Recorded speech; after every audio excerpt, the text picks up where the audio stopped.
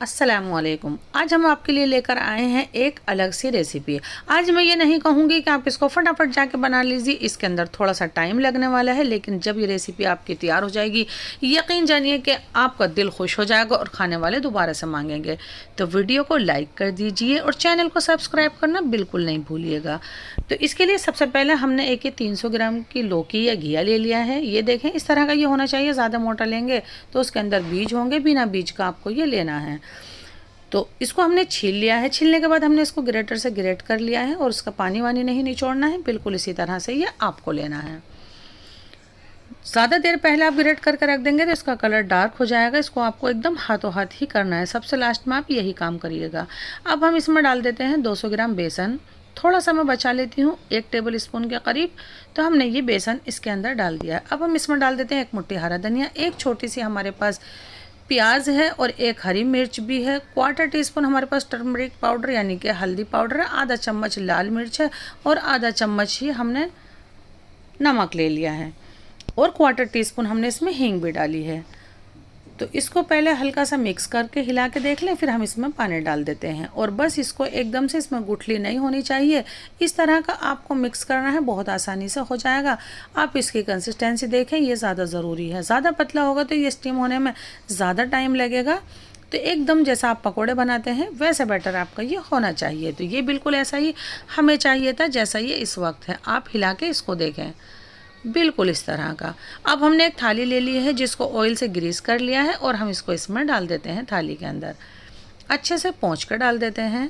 आप किसी और चीज़ के अंदर भी इसको डाल के आसानी स्टीम कर सकते हैं, लेकिन मुझे इसका साइज़ एकदम परफेक्ट लग रहा है। एक कढ़ाई ली जिसमें मैंने पानी डाल दिया। इस तरह का स्टैंड ले लेते हैं। ये देखें, आप घर में कुछ भी ले लीजिए, कुछ नहीं है तो यहाँ पर एक प्लेट या छोटी कटोरी भी रखी जा सकती है। लेकिन हाँ, पानी ज़्यादा नहीं होना चाहिए, नहीं तो ये आपके बेसन के अंदर शामिल हो जाएगा, जो सही नहीं रहेगा। हम इसको इसके अंदर छोड़ देते हैं सही से, ये देखें। और अब हम इसकी लिड से इसको कवर कर देते हैं और 8 से 10 मिनट के लिए हम इसको मीडियम फ्लेम पर पका लेते हैं। उससे ये सेट हो जाएगा। इतने हम एक ग्रेवी की तैयारी कर लेते हैं। तो मेरे पास 3 प्याज हैं, 4 टमाटर हैं, मीडियम साइज़ के लाल टमाटर हैं। ग्रेवी आपको कम चाहिए तो इन दोनों चीज़ों की क्वांटिटी आप हाफ़ भी कर सकते हैं, लेकिन मुझे ग्रेवी थोड़ी ज़्यादा चाहिए।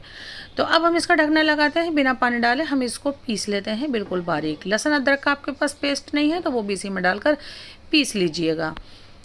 तो 2 चम्मच मैंने धनिया पाउडर लिया है और 1 चम्मच लाल मिर्च है। 2 से 3 पिंच मैंने हल्दी पाउडर भी ले लिया है। इसके अंदर बिल्कुल सादे से वही मसाले जाते हैं जो हर डिश के अंदर जाते हैं। कोई ख़ास मसाला इसमें नहीं जाता है, बस थोड़ी बहुत जो मेहनत है वो पकाने में है। ये इसके स्टेप हैं इस तरह के। ये देखें, 8 मिनट बाद ही सेट हो गया था, मैंने देखा था, लेकिन मैंने इसको 2 मिनट और पका लिया था ताकि ये और अच्छे से थोड़ा हार्ड हो जाए। इसको इस तरह से दबा के देखना है। ये देखें, बहुत अच्छा, एकदम लाजवाब, शानदार। फ्लेम बंद कर देते हैं हम। फ्लेम बंद करने के बाद क्या करते हैं, इसके अंदर अभी कट्स लगा लेते हैं। वैसे तो इसको ठंडा होने के बाद ही बहुत आसानी से कट्स लग जाएंगे और मैं कहूँगी कि आप इसको ठंडा होने के बाद ही लगाएंगे तो आपके लिए सही रहेगा, क्योंकि इस वक्त ये थोड़ा ज़्यादा सॉफ्ट था। तो बस फटाफट से सिर्फ इस तरह से कट्स लगा लेने। किसी और तरह से भी आप इसमें कट्स लगा सकते हैं, लेकिन अभी ये गर्म है तो हम इसे साइड छोड़ देते हैं अभी। और अब हम क्या करते हैं, मसाला भूनते हैं, जिसके लिए मैंने सबसे पहले पीली सरसों का तेल है 100 ग्राम। आप कोई और ऑयल भी ले सकते हैं इसकी जगह। इसको थोड़ा तेज़ गरम करना होता है। सरसों के तेल को तेज़ गरम करने के बाद मैंने फ्लेम को बंद कर दिया है। 2 लौंग, 2 इलायची और आधा चम्मच जीरा भी डाल दिया है। बस इनका कलर ऐसा होना चाहिए और फ़ौरन ही मैं इसमें मसाला भी डाल देती हूँ जो मैंने पीसा है और मिक्स किया है। और 1/4 टीस्पून हल्दी है जो आपको ज़ीरे के साथ ही डालनी थी, ये मैं मसाले में डाल देती हूँ, इससे ये हाजिम तैयार होगी। 2 टेबल स्पून लहसुन अदरक का पेस्ट भी है। इसको डालने के बाद इस तरह से मिक्स कर लेते हैं। ये देखें, और अच्छे से आपको मिक्स करना है। मसाला आपको थोड़ी ज़्यादा देर तक भूनती हूँ मैं, अक्सर आपको पता है, इसको चलाकर मैंने देखा है। आपको पीला कलर पसंद है तो इसमें कश्मीरी लाल मिर्च नहीं डालिएगा। मैंने इसमें आधा चम्मच कश्मीरी लाल मिर्च और आधा चम्मच नमक डाल दिया है। 50 ml उसी जार में पानी लेके मैंने वो भी डाल दिया है ताकि कोई भी मसाला ज़रा सा भी हमारा वेस्ट नहीं हो। थोड़ा पानी भी डालेंगे तो बहुत अच्छे से मसाला भुनेगा। तो इसको इस तरह से पहले मिक्स करना है, ये देखें। और इसके बाद हम क्या करते हैं, इसके लिड से इसको कवर कर देते हैं। कवर कर कर ही आपको मसाले को भूनना है, नहीं तो इस वक्त बहुत ज़्यादा उछलेगा। तो इसमें लग सकती हैं 6 से 7 मिनट। इसे हम साइड रखते हैं और अब आपको दिखाते हैं कि हमारा बेसन अच्छे से सेट हो गया है। ये देखें, इसने खुद ही अपनी साइड्स छोड़ दी हैं, फिर भी हम छुरी से लेकर यूँ घुमाते हुए पहले एक पीस देखते हैं और बस इस तरह से कर देते हैं। और ये जो बचा हुआ चूरा है इसको भी नहीं फेंकिएगा, ये भी मसाले में डाल देंगे तो सही रहेगा। अब हम एक स्टेप और करते हैं जो मैं कहूँगी बहुत ज़रूरी नहीं है, आप खाली इसको ऐसे भी मसाले में डाल सकते हैं, लेकिन इस तरह से थोड़ा सेक लेंगे तो आपकी रेसिपी देखने में तो अच्छी दिखेगी, इससे इसका जायका भी बढ़ जाएगा। 2 टेबल स्पून सरसों का तेल लेके मैंने उसको गर्म कर लिया है और ये सारे पीसेस जो हैं हम इसमें अरेंज कर देते हैं। कोशिश करेंगे कि सब एक ही बार में ये अच्छे से फ्राई हो जाए। बहुत कम ऑयल भी लिया जा सकता है, खाली पैन को भी ग्रीस करेंगे तब भी इस तरह का कलर आ जाएगा। ये देखें, बस इस तरह का दोनों साइड पर हमें कलर चाहिए था और ये आ चुका है। इसको आप खाली इसी तरह से स्नैक्स की तरह भी खा सकते हैं। और अब मैं आपको मसाला दिखाती हूँ, ये उछलना बंद हो गया है, ये देखें। तो इसकी पहचान है कि मसाला हमारा भुनाई पर है। इसके बाद भी हम इसको थोड़ी देर और भुनेंगे। मसाला बहुत अच्छे से भुना होना चाहिए। कोई भी डिश बना रहे हैं तभी जाके आपकी रेसिपी एकदम परफेक्ट बनेगी। मसाला भुन गया है, अब हम इसमें 200 ml पानी डाल देते हैं और फ़ौरन ही हम ये भी पीसेस सब इसके अंदर डाल देते हैं।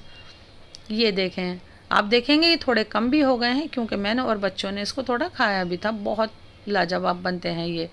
और अब इसको यूँ चला कर देखें, पानी डालने के बाद आपको इससे पतली ग्रेवी चाहिए तो थोड़ा और पानी डाल दें।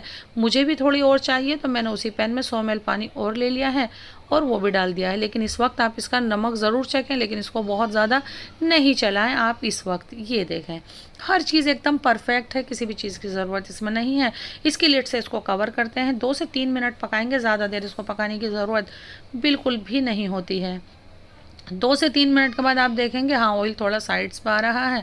थोड़ा हरा धनिया डाल देते हैं, फ्लेम को बंद कर देते हैं, लेकिन इसको हम कवर करके 4 से 5 मिनट के लिए छोड़ देंगे। उससे क्या होगा, ये मसाला ये सब सेट हो जाएगी और अच्छी सी रौनक ऊपर आ जाएगी जब आप अपने डिश को इस तरह ढक कर छोड़ेंगे। ये देखें, मैं इसकी थिकनेस आपको दिखा देती हूँ कि ये बिल्कुल इस तरह का होना चाहिए। बहुत लाजवाब और शानदार दिख रही है हमारी ये रेसिपी। आप भी ज़रूर बताएं कमेंट करके कि आपको ये रेसिपी कैसी लगी। आज से पहले कभी आपने बेसन और घी की रेसिपी इस तरह की खाई है या नहीं खाई है।